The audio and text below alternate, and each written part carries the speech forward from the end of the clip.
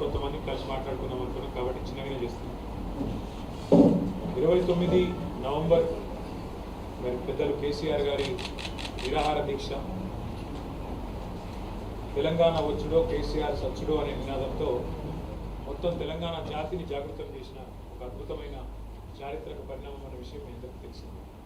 మరి ఆ సందర్భంగా ఆనాడు కేసీఆర్ గారు అటు దీక్ష కూర్చోగానే మొట్టమొదటి కదలికలు తెలంగాణ సమాజాన్ని కదిలించిన మరి అడుగులు ఎక్కడ పడ్డాయి అంటే మన విశ్వవిద్యాలయాల్లో మన విద్యార్థి సోదరులు అన్నాడు ఉస్మానియా కావచ్చు, కాకతీయ కావచ్చు, లేదా రాష్ట్రంలోని అన్ని యూనివర్సిటీలు పాలమూరు కావచ్చు, మహాత్మా గాంధీ కావచ్చు, శాతవాహన కావచ్చు, తెలంగాణ యూనివర్సిటీ కావచ్చు, అన్ని విశ్వవిద్యాలయాల్లో ఆ రోజు మీరు కదం దొక్కితేనే అల్టిమేట్గా ఆ 11 రోజుల దీక్ష మరి ఫలించింది. అల్టిమేట్గా తెలంగాణ ప్రకటన వచ్చింది, తెలంగాణ రాష్ట్రం కూడా వచ్చింది. నిజానికి జూన్ 2, 2014 తెలంగాణ దినోత్సవంగా ఫార్మేషన్ డేగా మనం జరుపుకుంటాం.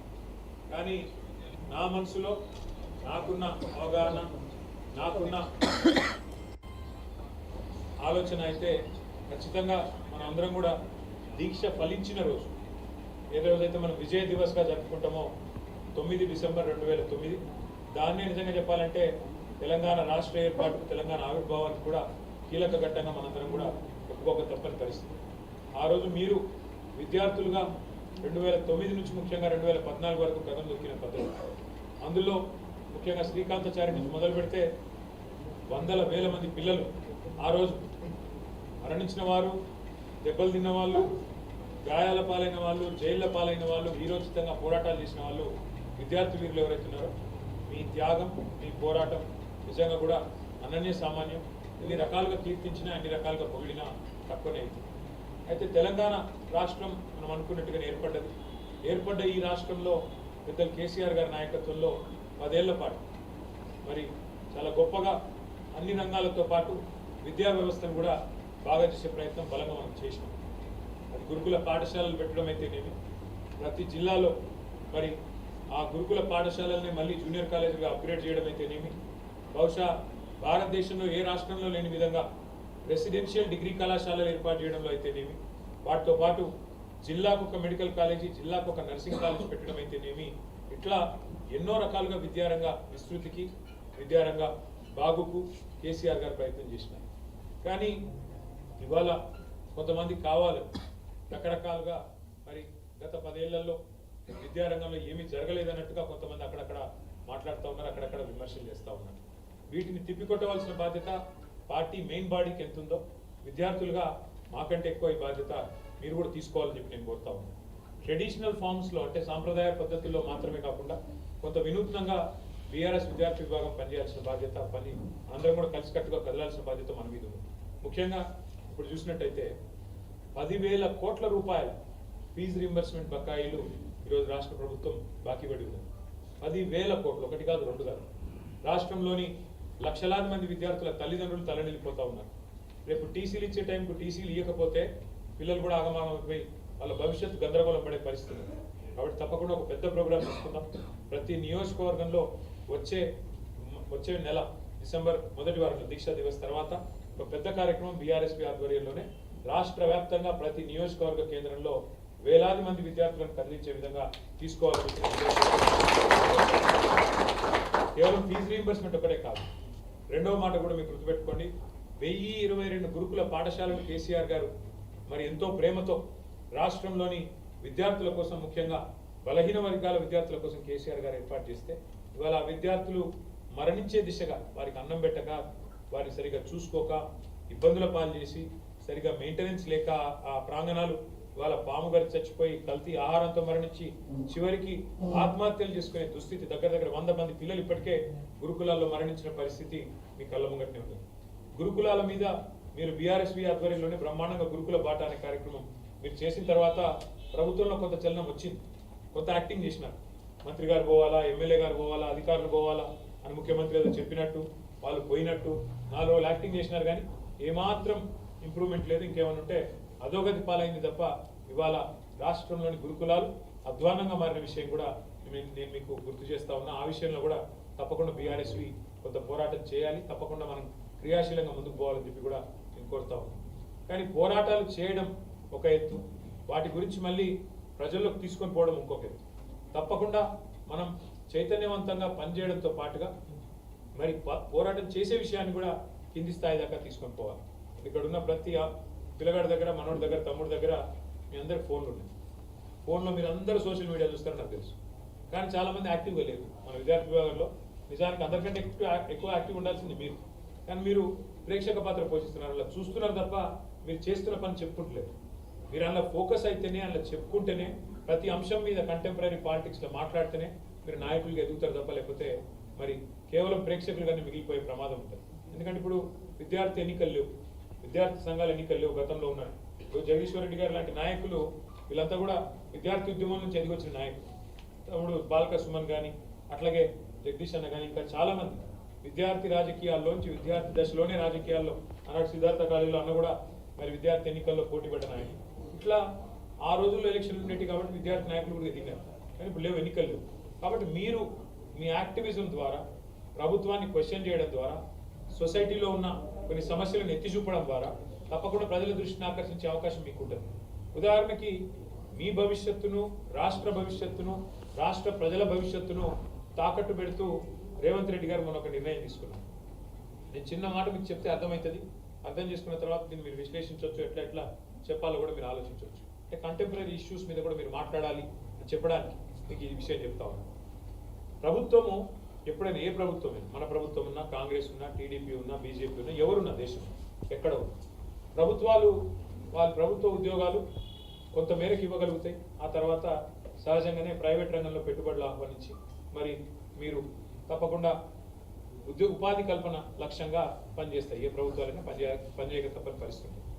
ఆ క్రమంలోనే ప్రభుత్వాల దగ్గరికి ఎవరైనా వచ్చి ఒక దరఖాస్తు ఇచ్చి, సార్ మేము ఒక పరిశ్రమ పెట్టుకుంటాం, మాకు జాగా ఇవ్వండి, మాకు స్థలం ఇవ్వండి అంటే చాలా తక్కువ ధర, చాలా తక్కువ ధర. మార్కెట్లో ₹1,00,00,000 ఉంటే ఎకరం, అక్కడ వాళ్ళకి 5 లక్షలకో 10 లక్షలకో ఇచ్చి, ఎందుకు ఇస్తాం అట్లా ల్యాండ్?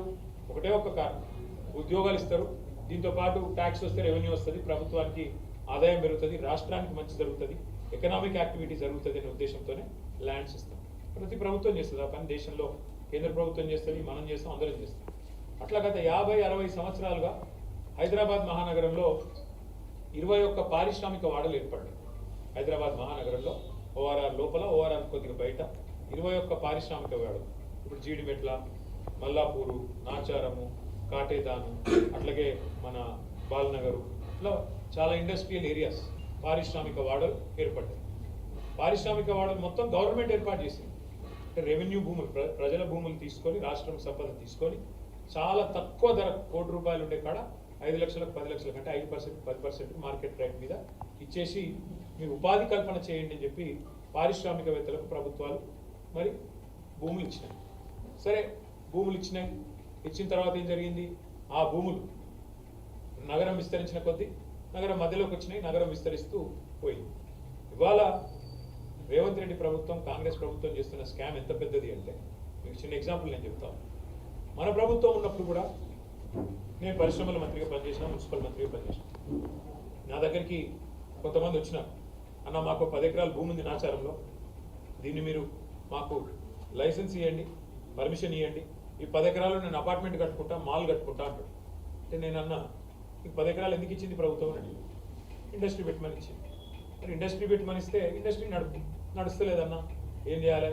మొత్తం నగరం మధ్యలోకి వచ్చింది కదా అంటే, నేను నాన్ పొల్యూటింగ్ ఇండస్ట్రీ నడుపు. పొల్యూటింగ్ ఇండస్ట్రీ అయితే ప్రజలు అబ్జెక్షన్ పెడతారు, కానీ నాన్ పొల్యూటింగ్ ఇండస్ట్రీ నడుపు. ఐటీ పెట్టు వద్దంటే లేదు కదా, ఐటీ పట్టుకో అంటే అట్లా నేను అపార్ట్మెంట్లు కట్టుకుంటా, నేను మొత్తం మాల్ కట్టుకుంటా, నా కుటుంబానికి మొత్తం పైసలు వేసుకోకపోతా నేను. మరి నీకు 5 లక్షలకు 10 లక్షలు ఇచ్చి, 10 లక్షలకు ఎకరం ఇచ్చి ఇలా నువ్వు మొత్తం అమ్ముకొని పోతా అంటే, మరి ప్రజల సొమ్ము ఇది, నీ సొమ్ము కాదు, నా సొమ్ము కాదు, అట్లెట్లు ఇస్తాం ఇయ్య అని చెప్పి. ఇవ్వకపోగా నేను ఒక పాలసీ తీసుకొచ్చిన అన్నాడు మంత్రిగా, గ్రిడ్ పాలసీ అని తెచ్చాను. గ్రిడ్ అంటే ఏంది? Growth in dispersion. ఐటీ అనేది మొత్తం ఇక్కడనే వస్తున్నది, పశ్చిమ హైదరాబాద్లో. దీన్ని అన్ని వైపులా విస్తరించాలి, దక్షిణం వైపు, అట్లాగే ఉత్తరం వైపు, తూర్పు వైపు కూడా విస్తరించాలని చెప్పి గ్రిడ్ పాలసీ అని తెచ్చి, ఎక్కడెక్కడైతే ఇట్లాంటి పారిశ్రామిక వాడలు ఉన్నాయో వాళ్ళకి మనం ఏం చెప్పినాం? పాలసీ 50% ఐటీ కట్టండి, మిగతా 50%లో ఆ ఐటీ వాళ్ళకి సరిపడా అపార్ట్మెంట్లు ఇతరత్ర కట్టుకోండి, ఇబ్బంది లేదు, కానీ 50% కట్టండి అని చెప్పి ఇచ్చినాం. దీనికి స్ఫూర్తి ఏంటి అంటే, బాంబేలో కూడా ఇట్లే అయింది. ముంబైలో మిల్స్ వచ్చినాయి, టెక్స్టైల్ మిల్స్, కమలా మిల్స్ అని, ఫినిక్స్ మిల్స్ అని, పెద్ద పెద్ద మిల్స్ వచ్చినాయి, 100 ఎకరాలు 150 ఎకరాలు. తర్వాత కాలక్రమేణా అవన్నీ నగరం మధ్యలోకి వచ్చినాయి. మధ్యలోకి వస్తే వాళ్ళు కూడా ఇట్లా పోయి గవర్నమెంట్ అడిగింది. అప్పుడున్న గవర్నమెంట్ ఏమన్నది, 50% ల్యాండ్ మీరు రెంట్కి ఇచ్చేయండి ప్రభుత్వానికి, ఎందుకంటే వాల్యుబుల్ ల్యాండ్ అయింది, 1000 కోట్ల రూపాయలు అయింది కాబట్టి మిగతా 50%లో మీరు మళ్ళీ పరిశ్రమలు నాన్ పొల్యూటింగ్ కానీ ఇంకా ఇతరత్ర కానీ చేసుకోండి అని పర్మిషన్ ఇచ్చినారు. ఇట్లా మనం 10 ఏళ్ళు ప్రజల సొమ్మును కాపాడి హైదరాబాద్లో ఈ 21 పారిశ్రామిక వాడల్లో దగ్గర 9300 ఎకరాల ప్రభుత్వ భూమిని హైదరాబాద్లో ఇవాళ మీరు మన జూబ్లీ హిల్స్ సెలక్షన్ చూసినారు, ఇంచు జాగలేదు. దేనికి? ఒక శ్మశాన వాటికకు జాగలేదు, పేదవాడికి ఇల్లు కడదామంటే జాగలేదు, ఒక పార్కు కడదామంటే జాగలేదు. హైదరాబాద్ పార్కింగ్కే జాగలేదు, పార్కింగ్ జాగ ఇక్కడ, పార్కింగ్కే జాగలేదు. ఇప్పుడు మన ఇంటి ముంగట ఇక్కడ అటు ఇటు రంగం మొత్తం జామ్ అయిపోతుంది, ఎందుకంటే పార్కింగ్ జాగలేదు. ఇట్లాంటి పరిస్థితి అంటే నీకు చచ్చిపోతే బొందబెట్టేందుకు జాగలేదు, పుడితే దవాఖానాలు లేవు, వాటికి జాగా దిక్కులేదు. ఆఖరికి ప్రభుత్వం టిమ్స్ హాస్పిటల్ కట్టాలంటే మార్కెట్ స్థలం తీసుకున్నాం మనం. కొత్తపేటలో గడ్డెనార్ మార్కెట్ ఉంటే మార్కెట్ స్థలం తీసుకుని వాళ్ళకి ఇంకో జాగా మార్కెట్ ఇచ్చి ఆడ మనం హాస్పిటల్ కడుతున్నాం. ఇల్లు ఇందిరమ్మ ఇల్లు 2 ఏళ్ళలో ఒకటి కట్టలే. ఎవరు వీళ్ళు వచ్చినాక మనం 1,00,000 కట్టిన డబుల్ బెడ్రూమ్ ఇల్లు హైదరాబాద్, వీళ్ళు ఒక్కటి కట్టలే. ఎందుకు కట్టరాయా అంటే జాగలేదు కదా అని మాట్లాడతారు. సో నీకు పార్కుకు జాగలేదు, పార్కింగ్కు జాగలేదు, బొంద పెట్టేందుకు జాగలేదు, ఇల్లు కట్టేందుకు జాగలేదు. మన 9300 ఎకరాలల్లా ప్రభుత్వాన్ని వీళ్ళు పోయి అడిగింది. ఇండస్ట్రియలిస్ట్ మనని అడిగినట్టే పైరవికారులు వాళ్ళని కూడా అడిగింది, మాకు ఇచ్చేయండి, మేము మంచిగా మా తండ్రులకు వచ్చింది గవర్నమెంట్ నుంచి ఆస్తి, ప్రభుత్వం అడ్డికి పావు షేర్కి ఇచ్చింది. ఆ రోజు ₹1 కోటి విలువ చేసేది 5 లక్షలకి ఇచ్చింది. ఇప్పుడు మేము మొత్తం అపార్ట్మెంట్లు కట్టుకుంటాం, మాల్స్ కట్టుకుంటాం, అమ్ముకుంటాం, మొత్తం మేమే సంపాదించుకుంటాం అంటే రేవంత్ రెడ్డి గారు, ఆయన అనుయాయులు, ఆయన అన్నదమ్ములు మంచిగా వీళ్ళందరితో ఒప్పందాలు చేసుకున్నారు. గత 4-5 నెలల్లో ఒప్పందాలు చేసుకొని ఇవాళ మొత్తం దోపిడీకి తెరలేపి. చిన్న లెక్క చెప్తే మీకు అర్థమవుతుంది ఎంత పెద్ద దోపిడీ. ఎంత పెద్ద దోపిడీ అంటే ఇప్పుడు మీరు ఇంటికెళ్ళి సీదా స్ట్రైట్గా కావాలంటే బాలనగర్ ఉంటుంది. బాలనగర్ అంటే కూకట్పల్లి మంచిగా మధ్యలో ఉంటుంది, సిటీ మధ్యలో. బాలనగర్లో ఇవాళ మార్కెట్ వాల్యూ 1,50,000 రూపాయలు ఉంటుంది గజం. ఒక గజం 1,50,000 అంటే దాదాపు ఒక ఎకరం అంటే ఎంత, 4,850 గజాలు. అంటే ఒక్కొక్క ఎకరం అక్కడ 70 కోట్లు, 72 కోట్లు ఉంటుంది ఇవాళ. అది మార్కెట్ వాల్యూ. రిజిస్ట్రేషన్ వాల్యూ ఎంత ఉందాడా? 30,000.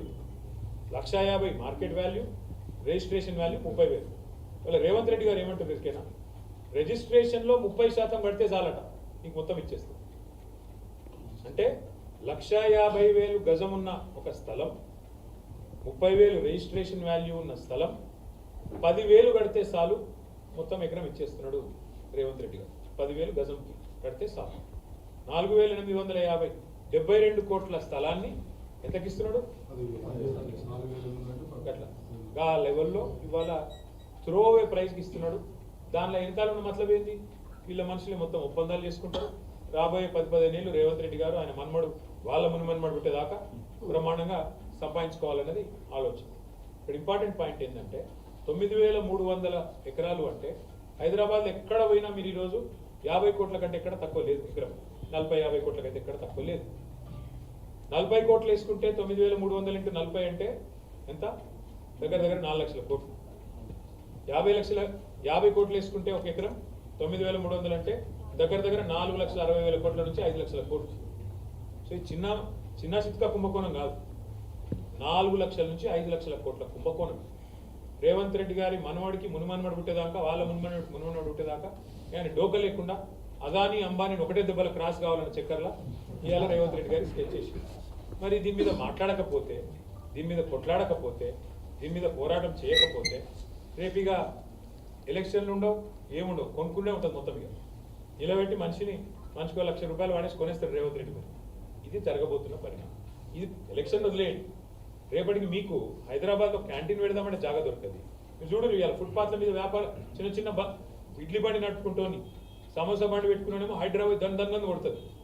ఇది ఇడ్లీ బండిని చిన్న చెప్పుల దుకాణం నట్టుకుంటాడు ఫుట్పాత్ మీద కొట్టవతల వారేస్తారు. కానీ వీళ్ళేం చేస్తున్నారు? ఇక్కడ 9,300 ఎకరాలు, దీని యజమానులు అంతా కలిపి ఎంతమంది ఉంటారు? 500-600 మంది ఉంటారు. మరి 500-600 మంది కోసం హైదరాబాద్లో ఉండే 1 కోటి మంది ప్రజలకు ఇవాళ శటకోపం పెడుతున్న రేవంత్ రెడ్డికి మనం వ్యతిరేకంగా మాట్లాడదామా? ఈ నిర్ణయాన్ని ప్రశ్నిద్దామా లేదా ఆలోచించండి. ఇది సమకాలీన రాజకీయాల్లో ఒక అంశం. నేను చెప్పేది ఇట్లా 100 అంశాలు ఉంటాయి. వాళ్ళు చేస్తున్న దుర్మార్గాలు, వాళ్ళు చేస్తున్న అరాచకాలు. వీటిని ప్రశ్నించాల్సింది, వీటి మీద మాట్లాడాల్సింది, వీటి విషయంలో మిగతా సొసైటీని జాగృతం చేయాల్సింది ఖచ్చితంగా విద్యార్థి సోదరులే. ఎట్లయితే తెలంగాణ ఉద్యమంలో మీరు అందరినీ చైతన్యవంతం చేసింది, ఎట్లయితే ఉప ఎన్నికలు వస్తే మీరు ఇంటింటికి పోయి కాళ్ళు మొక్కి మీ తాతయ్యి అవ్వయి తెలువనోళ్ళయి ఒప్పించి మెప్పించి తెలంగాణ వస్తే ఏం లాభం అవుతుంది, మన నీళ్లు మనకు వస్తాయి, మన నిధులు మనకు వస్తాయి, మన నియామకాలు మనకు వస్తాయి అని చెప్పి బతిమలాడి తెలంగాణ కోసం అందరినీ మలిపినరో, ఇవాళ మన తెలంగాణను కాపాడుకోవాల్సిన బాధ్యత, మన తెలంగాణ వనరులను కాపాడుకోవాల్సిన బాధ్యత కూడా బీఆర్ఎస్పీ మీద ఉంది. నేను రిక్వెస్ట్ చేస్తా ఉన్నా గెలు శ్రీనివాస్ యాదవ్ గారు, ఇప్పుడు బీసీ రిజర్వేషన్ల మీద ఒక చర్చ జరుగుతుంది. ఇది ఒకటి నేను చెప్పింది ఒక ఇష్యూ. బీసీ రిజర్వేషన్లు కాంగ్రెస్ పార్టీ బీసీ డిక్లరేషన్ ఒకటి ఇచ్చింది కామారెడ్డిలో నవంబర్ 2023 ఇచ్చింది. ఇచ్చి 2 నెలల ఏం చెప్పారు బీసీ డిక్లరేషన్లా 42% ఎన్నెళ్ళు ఇస్తా అన్నాడు, విద్యలో, ఉపాధిలో, కాంట్రాక్టుల్లో, వాటితో పాటు రాజకీయం అంటే సర్పంచ్ పదవుల్లో, ఎంపీటీసీ జెడ్పీటీసీ పదవుల్లో, కౌన్సిలర్ పదవుల్లో, చైర్మన్ పదవుల్లో అన్నిట్లో 42% వాటా ఇస్తా. అవి మాత్రమే కాదు, రాజకీయ ప్రాతినిధ్యం మాత్రమే కాదు, ప్రభుత్వ కాంట్రాక్టులలో 42% ఇస్తా, ప్రభుత్వ ఉద్యోగాల్లో 42% ఇస్తా, ప్రభుత్వ విద్యావకాశాల్లో 42% వాటా ఇస్తాను. ఎవరు కొట్లాడాలి మరి? ఇవాళ ఒకదానికి మాత్రం తప్పు చెప్తున్నాడు, ఏ సర్పంచ్ ఎన్నికలకు రాజకీయ పదవులకు మాత్రం నేనేం చేస్తా పోయి కోర్టు ఆపిందంటు. మిగతా అయితే కోర్టు ఆపలేదు కదా, మిగతా నువ్వు జీవో ఇస్తే అయిపోతుంది కదా.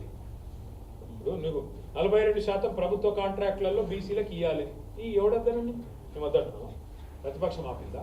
నువ్వు జీవో ఇస్తా అంటే ఎవడ నేను చేయి అడ్డం పెట్టు, సంతకం పెట్టుకుంటే ఎవడో చేయి అడ్డం పెట్టుకొస్తాడా? ఎందుకు ఇస్తలేవు మరి 2 నెలల? ఎవరు అడగాలి? మనమే అడగాలి, ప్రధాన ప్రతిపక్షంగా మనమే అడగాలి. 42% కాంట్రాక్టులలో ఏది బీసీల వాటాను ఇస్తానది, ఏది దళితులకు ఇస్తాను, ఎస్టీలకు ఇస్తాను, దళితులకు 18% అన్నావు, ఎస్టీలకు 10% అన్నావు, 28% ప్లస్ 42 ఎందుకు ఇస్తలేవు మరి 70%? ఈ బరాబరి నువ్వే డిక్లరేషన్లు ఇచ్చినావు కదా, జీవోఈ. అందుకే కోరుతున్న గెలు శ్రీనివాస్ యాదవ్ గారిని మిమ్మల్ని జిల్లాల వారీగా రౌండ్ టేబుల్ సమావేశాలు ప్లాన్ చేయండి. డిసెంబర్ 1వ వారం నుంచి ఫీజు రీయింబర్స్మెంట్ మీద, ఈ రిజర్వేషన్ అనగా ఎంతసేపు మనం రాజకీయ పదవుల గురించి కాదు కొట్లాడేది, రాజకీయ పదవి కూడా ఒక రాజకీయ ప్రాధాన్యత, రాజకీయాల్లో రాజ్యాధికారంలో వాటా ఒక భాగం. కానీ రాజ్యాధికారం ఒకరికి వస్తే, ఇప్పుడు మన మైనారిటీ ఒక ఆయన మంత్రి అయింది మన ఒత్తిడి వల్ల, కేసీఆర్ గారు డిప్యూటీ సీఎం చేసిరు, నువ్వేం చేసినావా 2 ఏళ్ళ అంటే ఆఖరికి దెబ్బకు దయ్యం దిగొచ్చినట్టు మొన్న అజారుద్దీన్ గారికి మంత్రి పదవి ఇచ్చిండు. కానీ ఒక అజారుద్దీన్ మంత్రి పదవి ఇస్తే రాష్ట్రంలో ఉండే 50 లక్షల మంది ముస్లింలందరికీ న్యాయం జరిగిపోతుందా? కాదు. ముస్లింలకు నిజంగా బడ్జెట్ పెట్టాలి, మైనారిటీ డిక్లరేషన్లో ఇచ్చిన మాటలు నెరవేర్చాలి, 4,000 కోట్ల బడ్జెట్ అన్నావు, సబ్ ప్లాన్ అన్నావు, ఎప్పుడు పెడతావు మరి? కొట్లాడాలి, మాట్లాడాలి, లేకపోతే కాదు. అందుకే అంటున్నా, రాజకీయ ప్రాతినిధ్యం ఒక ఎత్తు అయితే, మరి రాజ్యాధికారంలో వాటా ఒక ఎత్తు అయితే, తప్పకుండా ఆర్థిక కోణంలో కూడా పెట్టాల్సిన బడ్జెట్, ఇవ్వాల్సిన నిధులు, విద్యా భరోసా కార్డు అన్నాడు, ఇచ్చిండా? ఇయ్యలేదు. మరి స్కాలర్షిప్లు అన్నాడు, పీజీ చేస్తే ఇంత, పిహెచ్డి చేస్తే ఇంత, ఇంటర్ చదివితే గంత, డిగ్రీ చేస్తే గింత అని కొండంత రాగం తీసిండు, గాడిది పాట వాడుతుంది. మరి కొట్లాడకపోతే ఎవడు కొట్లాడుతుంది? మరి కొండంత రాగం తీసి గాడిది పాట వాడే ముఖ్యమంత్రి, కొండంత రాగం తీసి గాడిది పాట వాడే కాంగ్రెస్, వాళ్ళ నిలదీసేది ఎవరు? మరి మనం కాకపోతే. అందుకే నేను కోరేది మిమ్మల్ని, దీక్షా దివస్ సరే ఒక ఎత్తు, కేసీఆర్ గారి స్ఫూర్తిగా, కేసీఆర్ గారు చస్తే నేను చస్తేనే తెలంగాణ వస్తున్నప్పుడు నేను చస్తా అని చెప్పి కేసీఆర్ గారు ఎట్లయితే మొండిగా కొట్లాడిండో, ఆ తెగింపు, ఆ తెగువ, ఆ దీక్షా దివస్ స్ఫూర్తిగా విద్యార్థి లోకం కూడా కదం తొక్కాలి. అందులో బీఆర్ఎస్వీఏ నాయకత్వం వహించాలి. ఇవాళ ఏ రాజకీయ పార్టీకి ఈ రాష్ట్రంలో మనకుండే ప్రేమ తెలంగాణ మీద ఉండే ఛాన్సే లేదు. బీజేపీకైనా కాంగ్రెస్కైనా వాళ్ళది ఏంది, వాళ్ళేదో పైపైన బంధం, మనది పేగుబంధం తెలంగాణతో. ఇది మనం తెచ్చిన తెలంగాణ, మనం కొట్లాడి తెచ్చిన రాష్ట్రం. ఆల్తు ఫాల్తుగా ఎవరో ఇలా మాట్లాడుతున్నచ్చు, వాళ్ళొకరు వీళ్ళొకరు. కానీ వాస్తవం ఏంది, కేసీఆర్ఏ లేకపోతే, టీఆర్ఎస్ఏ లేకపోతే, కేసీఆర్ నిరాహార దీక్షనే లేకపోతే ఇలా తెలంగాణ ఎక్కడిది? మీరు ఆ రోజు కదం దొక్కపోతే, మీ టీఆర్ఎస్వి ఆ రోజు రోడ్డు ఎక్కకపోతే ఇలా తెలంగాణ ఎక్కడిది? అందుకే నా ప్రార్థన మీతోని, వాళ్ళ తెచ్చిన తెలంగాణను కొల్లగొడుతున్న దుర్మార్గుల నుంచి కాపాడుకోవాల్సిన బాధ్యత మన మీదనే ఉన్నది. అందరికంటే ఎక్కువ సింహభాగం ఆ బాధ్యతను భుజానికి ఎత్తుకోవాల్సిన బాధ్యత మన విద్యార్థి సోదరుల మీద ఉంది. విద్యార్థి సోదరులతో ఇంకొక రిక్వెస్ట్ ఉన్నది, మీరు దయచేసి మళ్ళీ నేను రిక్వెస్ట్ చేస్తాను, ప్రతి ఒక్కరు ఇక్కడ మెయిన్ స్ట్రీమ్ మీడియా మీకు సపోర్ట్ చేయదు. ఇక్కడ 4 కెమెరాలు 5 కెమెరాలు పెట్టి లేదు చూపెట్టరు, అది నీకు తెలుసు నాకు తెలుసు. పాపం వాళ్ళేం చేయలేదు, కెమెరామెన్లు పాపం వాళ్ళు తీస్తారు, ఆడ వేరే కటింగ్ పెడతారు, కథమైపోతుంది. మనకేం బాధ లేదు, వాళ్ళ మీద ఆధారపడి పనిచేయాల్సిన అవసరం కూడా లేదు. మీరు సోషల్ మీడియా ఉంది మీ చేతిలో, పదునైన అస్త్రం, ప్రతి ఒక్కరి చేతిలో ఫోన్ ఉంది, అదే మీ ఆయుధం, వాడండి. మీరు వాడతలేదు సార్, గెలు శ్రీనివాస్ కూడా వాడతలేడు వాళ్ళు వీళ్ళు. మీరు చేస్తున్న పనిని సమాజంలో సమకాలీన రాజకీయ అంశాలను ఎప్పటికప్పుడు చైతన్యవంతంగా మీరు క్వశ్చన్ చేయకపోతే సమాజం మేల్కోదు, సమాజం మిమ్మల్ని గుర్తించదు. లీడర్ కావాలనుకుంటే మీ పార్టీ నాయకుల చుట్టూ తిరగడం కాదు, మీరు సమాజం నుంచి ఉద్భవించాలి నాయకుడు. కేసీఆర్ గారు ఎట్లా వచ్చిండు బయట, ఒక మూమెంట్లకే లీడర్ పుట్టిండు. అట్లనే మీరు కూడా ఇన్ని అంశాలు ఉన్నాయి. నేను చెప్పిన మూడు చెప్పిన నేను ఫీజు రీంబర్స్మెంట్ చెప్పిన, ఈ ల్యాండ్స్ ఎత్తుకపోయే 5 లక్షల కుంభకోణం గురించి చెప్పి 5 లక్షల కోట్ల కుంభకోణం గురించి చెప్పిన, మూడవది రిజర్వేషన్ అంశం చెప్పినట్టు BC declaration, SC declaration, ST declaration, minority declaration, రైతు డిక్లరేషన్. పోరాడాలంటే వచ్చే అంశాలు ఉన్నాయి. పార్టీగా కొన్ని అంశాల్లో పోరాటం చేస్తుంది. ఇలా జిహెచ్ఎంసీ కౌన్సిల్ మీటింగ్లో మన కార్పొరేటర్లు, మన ఎమ్మెల్యేలు, మన ఎమ్మెల్సీలు అందరూ గొంతు విప్పినారు, గట్టిగా గర్జించినారు. ఎట్లా దోసుకపోతావు, హైదరాబాద్లో ఒక హాల్ కట్టేందుకు జాగలేదు, హైదరాబాద్లో బస్ స్టాప్ కట్టేందుకు జాగలేదు, హైదరాబాద్లో పార్కు జాగలేదు, పార్కింగ్ జాగలేదు, 9,300 ఎకరాలు నీ అయ్య సొత్తా నీ అబ్బ సొత్తా, ఎవడి సొత్తు ఎట్లా తీసుకుంటామని చెప్పి ఇలా మన కౌన్సిలర్లు, మన కార్పొరేటర్లు, మన ఎమ్మెల్యేలు జిహెచ్ఎంసీలో బ్రహ్మాండంగా పోరాటం చేసినారు, ర్యాలీ తీసినారు. అట్లాగే మనం కూడా రేపటి నుంచి పారిశ్రామిక వాడలకు అవసరమైతే మనమే పోవాలి. అర్థమైందా? ఆ లైన్లో ప్లాన్ చేయాలి. కానీ దానికంటే ముందు 29 నాడు దీక్షా దివస్ ఏదైతున్నదో ప్రతి యూనివర్సిటీ కేంద్రంగా, అన్ని యూనివర్సిటీ కేంద్రంగా అద్భుతంగా చేయాలి. దానికి దయచేసి నేను గెలు శ్రీనివాస్ యాదవ్ గారిని కోరుతా ఉన్నా. మీరు సీనియర్ నాయకులు చాలా మంది ఉన్నారు. మీ ఉద్యమంలో మీతో 2004 నుంచి 3 నుంచి ఉన్నోళ్ళు, 1 నుంచి ఉన్నోళ్ళు చాలా మంది ఉన్నారు. అవసరమైతే ఇన్ఛార్జ్ చేయండి. ప్రతి యూనివర్సిటీకి ఒక సీనియర్లు 2-3 ఇన్ఛార్జ్ చేసి ఈరోజు నుంచి రేపటి నుంచే పంపించి 29 ప్రోగ్రామ్ సూపర్ హిట్ అయ్యేటట్టు అందరూ ఒకటే దగ్గర ఉస్మానియాల కాకతీయాలు అన్నట్టు కాకుండా మొత్తం అన్ని యూనివర్సిటీలు పంపించండి. పంపించి స్థానిక నాయకత్వాన్ని నేను చెప్తా. అక్కడ మీకు కావాల్సిన ఏర్పాట్లు నేను చేస్తా. మీకు ఏమేం కావాలో ఇప్పుడు జగదీష్ రెడ్డి గారు ఇక్కడే ఉన్నారు. మహాత్మా గాంధీలు ఏం చేస్తారో చెప్పండి, అన్న మొత్తం చూసుకుంటాడు, మీకు పూర్తి స్థాయిలో అండగా నిలబడతాడు. ఆ రకంగా పోతాం. వ్యవసాయ విశ్వవిద్యాలయానికి సంబంధించి అక్కడ నాయకత్వాన్ని చెప్తాను. వెటర్నరీ విశ్వవిద్యాలయం ఉంది, అక్కడ కూడా చేయండి. ఫారెస్ట్ యూనివర్సిటీ ఉంది అక్కడ. అట్లాగే ప్రతి యూనివర్సిటీలో మన టీం ఉండాలి. మన టీం మళ్ళొకసారి విద్యార్థి లోకానికి చెప్పాలి. దీక్షా దివస్ ఏడికెళ్ళి వచ్చింది, తెలంగాణ ఎట్లొచ్చింది. ఎందుకంటే చాలా మంది మర్చిపోతా ఉన్నారు. ఇంతకుముందు తమ్ముడు వచ్చినట్టు పైన నాకు ఆ పిల్లగాడికి 24 ఏళ్ళు, అంటే తెలంగాణ వచ్చినప్పుడు ఆ పిల్లోడి వయసు 12 ఏళ్ళు. నేను అడిగిన దీక్షా దివస్ వస్తున్నది 29 తెలుసా అన్న, తెలియదు. కేసీఆర్ గారు తెలుసా? తెలుసు, మొదటి సీఎం. ఆయనకి కేసీఆర్ సీఎంగానే తెలుసు, కేసీఆర్ ఉద్యమకారుడుగా తెలియదు. కాబట్టి తెలియజెప్పాల్సిన బాధ్యత మనది. కేసీఆర్ గారు 71 ఏళ్ళు కేసీఆర్ గారు, ఆయన పోరాటం చేసి తెలంగాణ తెచ్చిండు. అద్భుతంగా ప్రజలు ఆశీర్వదిస్తే 10 ఏళ్ళు ముఖ్యమంత్రిగా తెలంగాణకు అద్భుతమైన పరిపాలన అందించిండు. మరి ఈ వచ్చే తరం ఆయన గొప్పతనాన్ని ఈ తెలంగాణ పోరాటంలో విద్యార్థి పాత్ర, విద్యార్థులు ఏ రకంగా కథం దొక్కిని చెప్పాల్సిన బాధ్యత, తర్ఫీదు ఇచ్చి భవిష్యత్ నాయకులను తయారు చేసుకోవాల్సిన బాధ్యత మీది, నాది, మనందరిది. కాబట్టి నా ప్రార్థన మీ అందరితోని, నాయకులు ఉద్భవించాలి అంటే, నాయకులు పుట్టాలి అంటే మీరు ఆందోళనలకు వెళ్ళి పుడతారు, ఉద్యమాలకు వెళ్ళి నాయకులు పుడతారు. ఇలా ఒక సుమను ఇక్కడ కూర్చున్నాడు, ఎమ్మెల్యే అయ్యిండు, ఎంపీ అయ్యిండు, గెల్లు కార్పొరేషన్ చైర్మన్ అయ్యిండు, ఎమ్మెల్యేగా పోటీ చేసిండు. అట్లా ఇంకెంతో మంది నాయకులు, వాసుదేవ్ రెడ్డి చైర్మన్ అయ్యిండు, రాకేష్ అక్కడ ఉన్నాడు చైర్మన్ అయ్యిండు. ఒకరు కాదు, ఎంతో మంది నాయకులు అయినరు, ఇంకెంతో మంది నాయకులు అయ్యేది ఉన్నది, ఇంకా కూడా అవుతారు. ఇంకా రేపు డీలిమిటేషన్ అవుతున్నది. గట్టిగా పనిచేసి ముందుకొచ్చి పోరాడే నాయకులకు, గుర్తింపు ఉండే నాయకులకు, ప్రజా పోరాటాల నుంచి వచ్చే నాయకులకు డెఫినెట్గా గుర్తింపు ఉంటుంది. ఏదో రూపంలో మీరు ఎదిగొస్తారు. కానీ దానికి చేయాల్సింది నిజంగా ప్రతిపక్షంలో చేనేతారు. ఎవరైనా సరే నాయకులు ప్రతిపక్షంలోనే చేనేతారు. ఇప్పుడు జగదీష్ అన్న సోషల్ మీడియా ఫాలోయింగ్ ఎట్లవరకు చూస్తురా? లాస్ట్ 2 yearsలో మంత్రిగా ఉన్నప్పుడు ఉన్న ఫాలోయింగ్ కంటే జగదీష్ అన్నకి గత 10 ఏళ్ళ ఇప్పుడు ఎక్కువ డబల్ ట్రిపుల్ అయింది. ఏంది కథ అని ఆలోచిస్తే ప్రజలు కోరుకునేది పోరాటంలో ఉండే వాళ్ళని కోరుకుంటారు, పోరాడే వాళ్ళని కోరుకుంటారు, ఫైటర్స్ని కోరుకుంటారు, ఖచ్చితంగా అన్యాయం నిలదీసే వాళ్ళని కోరుకుంటారు. అందుకే నేను మిమ్మల్ని కూడా కోరేది, ఫైటర్లు ఉండండి, పోరాట యోధులు ఉండండి. కాంగ్రెస్ వాళ్ళ లెక్క పైరవికారులుగా వాళ్ళు చేస్తారు ఆ పని, మనం చేయాల్సిన కర్మ లేదు. మనం పోరాట యోధులుగా, కేసీఆర్ గారి శిష్యులుగా, కేసీఆర్ గారి సైనికులుగా ముందుకు పోదాం. 29 దీక్షా దివస్ను అద్భుతంగా చేసుకుందాం. అట్లాగే 9 డిసెంబర్ను విజయ దివస్గా కూడా మంచిగా చేసుకుందాం. ఈ రెండు కూడా దీక్ష ప్రారంభమైన రోజు, దీక్ష ఫలవంతమైన రోజు, రెండు ముఖ్యమైన మనకు డేస్. వాటి రెండింటిని కూడా మంచిగా బ్రహ్మాండంగా చేద్దామని చెప్పి కూడా మీకు విజ్ఞప్తి చేస్తూ, నాకు తెలిసి ఇంకా మీరు బువ్వ తినలేదు, వాటికి మీ ఓపిక పరీక్ష పెట్టకుండా మీరందరూ భవన్ కొండ్రి చేసుకోండి, ప్రోగ్రామ్ డిజైన్ చేసుకోండి. మొత్తం ఏ యూనివర్సిటీకి ఆ యూనివర్సిటీ ఒక 3-4 సీనియర్లు ఇన్ఛార్జ్ చేయండి. డిసెంబర్ ఫస్ట్ వీక్ నుంచి మనం పోరాటాలు రూపకల్పన చేద్దాం. ఒకటిగా రౌండ్ టేబుల్ ప్లాన్ చేయండి, ఫీజు రీంబర్స్మెంట్ మీద పోరాటం ప్లాన్ చేయండి. ఈ లోపల సోషల్ మీడియాలో మీ గొంతు నింపండి. ఒక్కొక్కరుగా మీ అకౌంట్లు యాక్టివేట్ చేయండి. ఇదోటి లైక్ కొట్టుడు రీట్వీట్ కొట్టుడు కాదు, లేదా మనం ఏదో జస్ట్ కామెంట్ పెట్టుడు కాదు. మీరు మాట్లాడండి, మీ వాయిస్ ఇవ్వండి, జరుగుతున్న విషయాల మీద మీ ఆవేదన. ఇలా పొద్దున తమ్ముడు నాకు తెలంగాణ వచ్చేదో కేసీఆర్ సచ్చుడు అనే నినాదంతో మొత్తం తెలంగాణ జాతిని జాగృతం చేసిన ఒక అద్భుతమైన, నేనేమనాలి, దున్నపోతు గడ్డేసినావు, బర్రెకి పాలాడుతున్నావు, నేనేం చేయాలి బయట? మరి మనమే మాట్లాడాలి, ఎవడు మాట్లాడతాడు? ఆయన తమ్ముడు ఉద్దేశం ఏంది అన్న, నేను తప్పు చేసినా ఏం చేయాలి? ఇప్పుడు ఓటేసి తప్పు అయిపోయింది, ఇప్పుడు ఇక మరి మీరే కదా కొట్లాడాలి అని. తప్పకుండా కొట్లాడతాం తమ్మి, మేము కొట్లాడతాము, కానీ ఓటేసినప్పుడు ఆలోచించుకోరు తమ్మి. ఎందుకంటే మీరు కత్తి వానికించి యుద్ధం నన్ను చేయమంటారు, అట్లా కాదు తమ్మి అని చెప్పిన. కానీ అయినప్పటికీ ప్రధాన ప్రతిపక్షంగా తెలంగాణ తెచ్చిన పార్టీగా, కేసీఆర్ సైనికులుగా పోరాడే బాధ్యత మనది, ప్రజల తరఫున గొంతు విప్పే బాధ్యత మనది, ప్రభుత్వం చేస్తున్న దోపిడీని అడ్డుకునే బాధ్యత మనది, ప్రభుత్వాన్ని నిలదీసే బాధ్యత కూడా మనదే. కాబట్టి మీరందరూ జాగ్రత్తగా దయచేసి ఈ పోరాటంలో, ముఖ్యంగా దీక్షా దివస్లో పెద్ద ఎత్తున పాల్గొనాలని ప్రార్థిస్తూ, మరి ఈరోజు తక్కువ సమయంలో ఇంతమంది వచ్చినారు, మీ అందరికీ ధన్యవాదాలు. గెలు శ్రీనివాస్ గారితో మిగతా మిత్రులందరితో కూడా రిక్వెస్ట్, భవన్కి పోయి భోజనం చేసి ఒక గంట కూర్చొని ప్రోగ్రామ్ పర్ఫెక్ట్గా డిజైన్ చేసుకోండి. ఏమేమి మెటీరియల్ కావాలి, ఏమేమి కావాలి, ఎక్కడెక్కడ ఏ నాయకుడిని చెప్పాలా చెప్పండి, నేను అందరికి ఇన్స్ట్రక్షన్స్ ఇస్తాను. మీరు 29 నాడు పార్టీ ఎంతైతే గొప్పగా అన్ని జిల్లా కేంద్రాల్లో చేస్తున్నదో, మీరు అంతకంటే గొప్పగా మీరు యూనివర్సిటీలో మీ పోరాటం బలవంతం కావాలని కోరుకుంటూ, ఇంకా మిగతా అంశాలు కొన్ని ఉన్నాయి చెప్పాల్సినవి, కానీ ఇప్పుడు ఇంతమందిలో కెమెరాలు ఉండొద్దు, మళ్ళీ కూర్చొని మాట్లాడుకుందాం, తొందరలోనే మళ్ళీ కలుసుకుందామని చెప్పి తెలియజేస్తూ, జై తెలంగాణ. కేసీఆర్ సచ్చుడు అనే నినాదంతో మొత్తం తెలంగాణ